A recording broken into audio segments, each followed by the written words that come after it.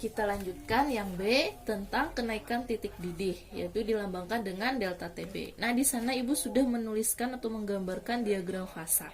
Tapi kita lihat dulu penjelasan di sana, di mana titik didih suatu zat cair adalah suhu pada saat tekanan uap jenuh zat cair sama dengan tekanan luar. Adapun yang dimaksud dengan titik didih normal yaitu titik didih pada tekanan 76 cm Hg. Nah, dimisalkan pada titik didih normal air. Nah, air itu kan kalau dia mendidih pada saat 100 derajat Celcius. Kemudian apabila pada pelarut murni ditambahkan sejumlah zat terlarut yang tidak mudah menguap, nah tekanan uap jenuh larutan akan mengalami penurunan. Hal ini menyebabkan titik didih larutan mengalami kenaikan. Nah, di sana ada diagram fasa. Ibu sedikit menjelaskan. Nah, di sini sebelah sini ada tekanan. Yang sebelah sini ada namanya temperatur atau derajat Celcius. Temperaturnya pada 0 derajat Celcius. Kemudian pada tekanan 1 atm. Nah, di dalam sini ada beberapa garis. Yang garis pertama ini disebut juga sebagai tekanan uap pelarut murni. Oke, yang ini disebut sebagai tekanan uap pelarut murni. Kemudian yang garis kedua ini disebut juga sebagai tekanan uap pelarutan. Kemudian pada tiga daerah ini, yang pertama ada daerah padat, di dalam sini ada daerah cair, dan di bawah sini ada daerah gas nih, gas. Oke. Kita misalkan kita mempunyai pelarutnya adalah pelarut murni. Pelarut murni tadi kan titik didihnya pada saat 100 derajat Celcius. Nah, misal pada 1 atm pelarut murninya itu berarti akan mendidih pada 100 derajat Celcius nih. Pada saat tekanan 1 atm dia akan mendidih pada saat 100 derajat Celcius. Makanya di sini ada suhunya pada 100 derajat Celcius. Air akan mendidih, cair akan menjadi gas. Air kan kalau mendidih akan menjadi gas atau disebut sebagai menguap. Nah, di sini disebut juga garisnya sebagai titik didih pelarut murni. Kemudian karena tadi dia menguap, berarti antara di atas garis atas ini dengan garis bawah ini disebut juga dia sebagai penurunan tekanan uap. Penurunan tekanan uap tadi kan dilambangkan sebagai delta P, cair ke gas menguap, maka terjadilah dia penurunan tekanan uap. Nah, di bawah sini artinya dia terjadinya tekanan penurunan uap nih, delta P. Kemudian jika kita naikkan lagi dia, si tekanan uap ini tadi kita naikkan lagi dia menjadi 1 atm, tekanannya pada 1 atm, artinya kita naikkan lagi dia ke atas sini, sehingga tidak mungkin lagi dia dengan suhu 100 derajat Celcius. Artinya dia harus tambah lagi suhunya, kita tambah dia sekitar 110 derajat Celcius. Nah, 10 derajat Celcius. Yang di sini kita sebut dia sebagai titik didih larutan. Oke, di antara kedua ini terlihatlah sudah dia memiliki selisih. Artinya selisihnya sekitar 10 derajat Celcius. Nah, dari kedua nilai suhu ini atau dari kedua temperatur ini terjadi selisih yang asalnya 100 menjadi 110. Terjadilah dia kenaikan titik didih. Nah, berarti di sebelah sini artinya dia mengalami kenaikan titik didih yang disebut sebagai delta TB. Nah, ini untuk diagram fasanya. Oke, kita cari kesimpulannya. Nah, kesimpulan dari diagram fasa tadi, kan tadi ada si penurunan tekanan uapnya delta P.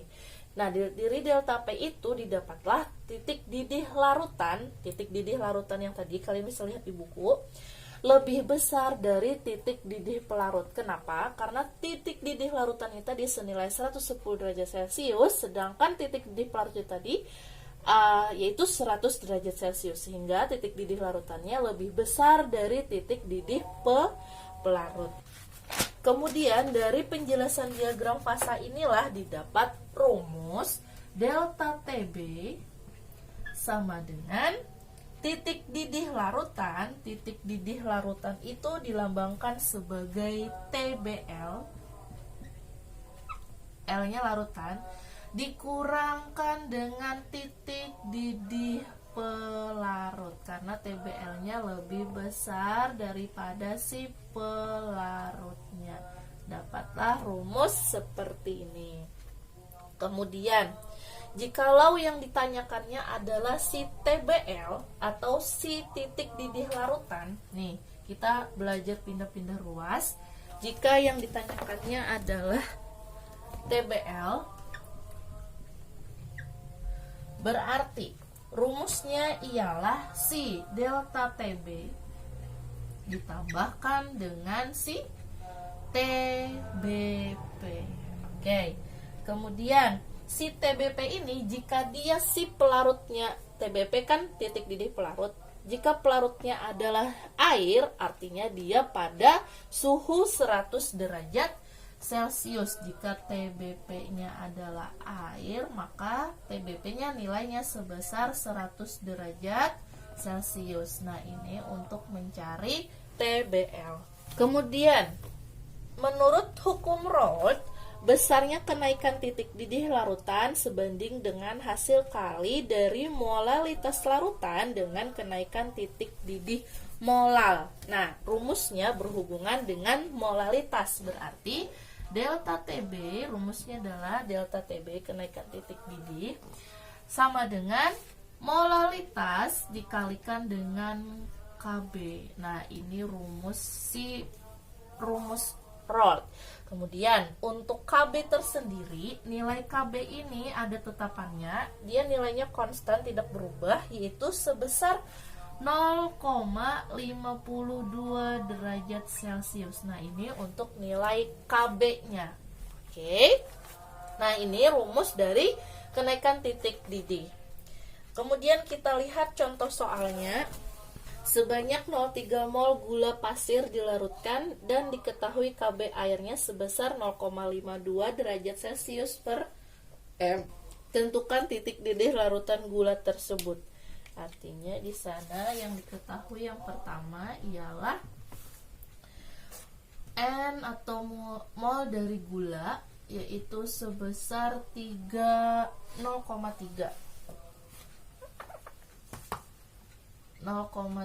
mol dengan KB airnya sebesar 0,52 derajat Celcius per M.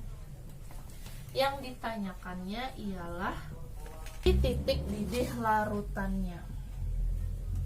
Oke, penyelesaian. Nah, di sana karena rumus dari titik didih larutan itu ialah TBL tadi sama dengan delta TB ditambah dengan TBP atau titik didih pelarut. Nah, maka di sini yang tidak diketahuinya si delta TB. Kalau TBP-nya kan tadi karena dia si air, maka dia pada derajat 100 derajat Celcius. Oke.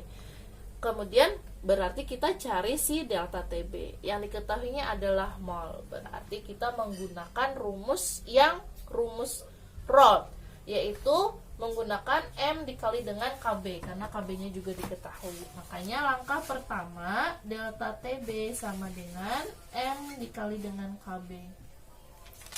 Di sini karena pada saat gula itu nilainya 0,3 mol, artinya dia dalam 1 kilogram gula, maka dia nilainya juga sama dengan 0,3 molal. Jadi angka dari mol ini sama dengan si molalnya. Makanya di sana dihitunglah 0,3 molal dikalikan dengan 0,52. Sehingga dapatlah hasil 0,156. Nah, karena nilai delta TB-nya sudah diketahui, ini kan rumusnya tadi TBL sama dengan delta TB ditambah dengan TBP.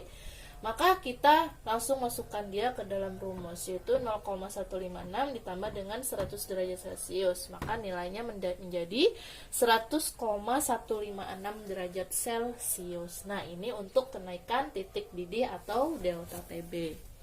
Oke, paham ya?